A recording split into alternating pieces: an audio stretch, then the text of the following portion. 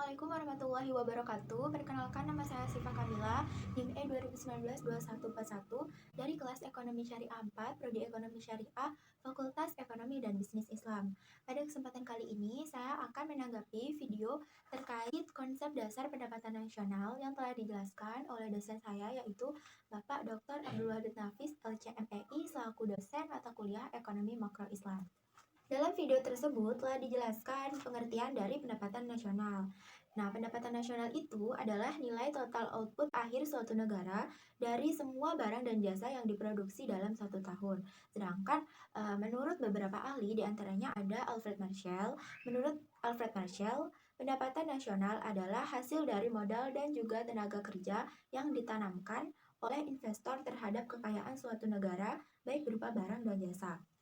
Menurut Arthur Cecil Pigo, pendapatan nasional adalah bagian dari pendapatan objektif baik yang berasal dari dalam maupun luar negeri yang dapat diukur dengan uang. Sedangkan menurut Irving Fisher, pendapatan nasional adalah hasil bersih yang dapat dikonsumsi secara langsung pada tahun itu juga.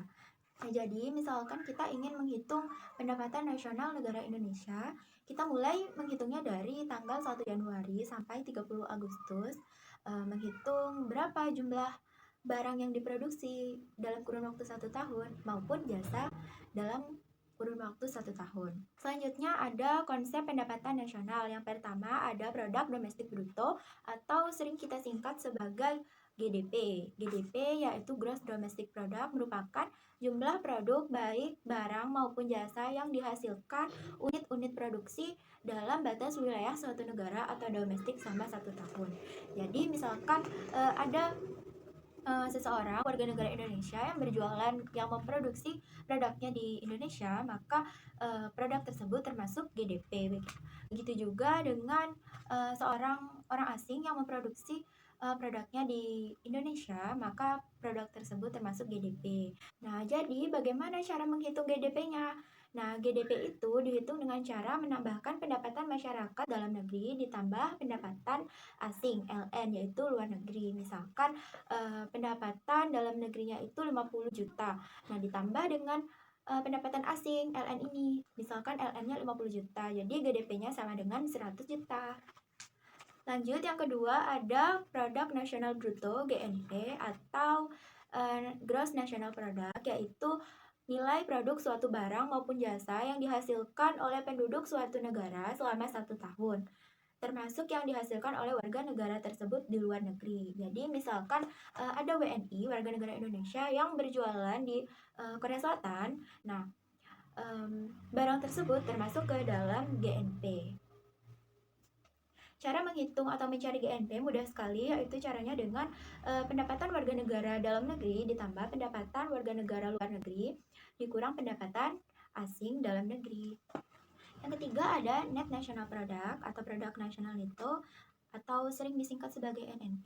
NNP merupakan produk nasional kotor dikurangi penyusutan barang modal. Jadi misalkan ada seorang WNI yang produksi barangnya itu dalam negeri maupun di luar negeri dengan pendapatan 100 juta per tahun misalkan. Nah, tetapi pendapatan tersebut mengalami penyusutan sebesar 15 juta, entah itu karena barangnya rusak atau mengalami inflasi, maka 100 juta dikurangi 15 juta, hasilnya kan 85 juta. 85 juta itu merupakan NNP-nya. Lalu yang keempat ada pendapatan nasional neto. Net National Income atau NNI adalah pendapatan yang dihitung menurut jumlah balas jasa yang diterima oleh masyarakat sebagai pemilik faktor produksi. Cara menghitungnya mudah sekali, yaitu dengan NNP dikurangi pajak tidak langsung. Yang kelima ada pendapatan perseorangan atau personal income, yaitu jumlah pendapatan yang diterima oleh setiap orang dalam masyarakat, termasuk pendapatan yang diperoleh tanpa melakukan kegiatan apapun, seperti gaji seorang karyawan, karyawan kantoran, maupun pendapatan wira swasta yang didapatkan secara berantai. Cara menghitungnya yaitu dengan NNI dikurangi pajak perusahaan, dikurangi iuran, dikurangi laba ditahan, ditambah transfer payment. Yang keenam atau yang terakhir ada pendapatan yang siap dibelanjakan atau disposable income. Disposable income adalah pendapatan yang siap untuk dimanfaatkan guna membeli barang dan jasa konsumsi dan selebihnya menjadi tabungan yang disalurkan menjadi investasi. Rumusnya yaitu DI sama dengan PI dikurangi pajak langsung. Nah, pajak langsung ini adalah pajak yang bebannya tidak dapat dialihkan kepada pihak lain seperti pajak pendapatan. Manfaat dari perhitungan pendapatan nasional diantaranya adalah mengetahui tingkat kemakmuran suatu negara. Jadi dengan kita menghitung pendapatan nasional suatu negara, maka kita akan dapat mengetahui tingkat kemakmuran suatu negara tersebut. Yang kedua, mengevaluasi kinerja perekonomian suatu negara secara berkala. Yang ketiga, mengukur perubahan perekonomian suatu negara secara berkala, memudahkan dalam membandingkan kinerja ekonomi dari setiap sektor dan lain sebagainya. Macam-macam metode perhitungan pendapatan nasional ada 3, yaitu metode pendekatan nilai produksi yang mana berfungsi untuk menjumlahkan barang atau jasa yang diproduksi oleh seluruh usaha, entah itu BUMN maupun UMKM pada suatu negara dalam kurun waktu 1 tahun. Rumus dari metode pendekatan nilai produksi yaitu Y sama dengan P1 kali Q1 plus P2 kali Q2 dan seterusnya.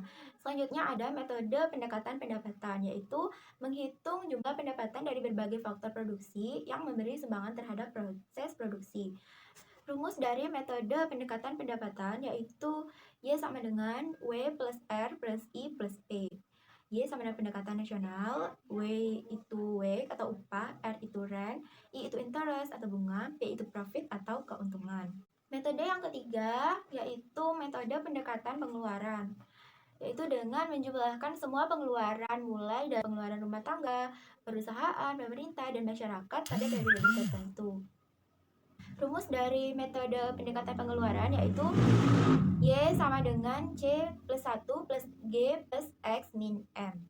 Y itu pendapatan nasional, X itu export, M itu import, C itu consumption atau konsumsi rumah tangga, I itu investment, investasi, G itu government atau expenditure atau pengeluaran pemerintah.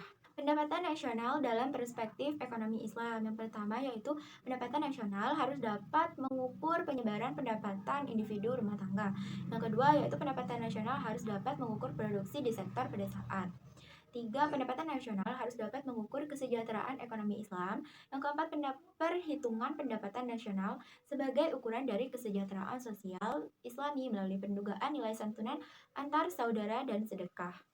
Sumber-sumber pendapatan nasional dalam ekonomi Islam yang pertama yaitu ghanimah. Ghanimah itu harta rampasan perang. Kedua sedekah, ketiga infak, keempat zakat, kelima usur, keenam jizyah, ketujuh khorof, ke-8 pajak tambang dan harta karun, yang ke-9 adalah wakaf. Sekian tanggapan dari saya, kurang lebihnya saya mohon maaf. Wassalamualaikum warahmatullahi wabarakatuh.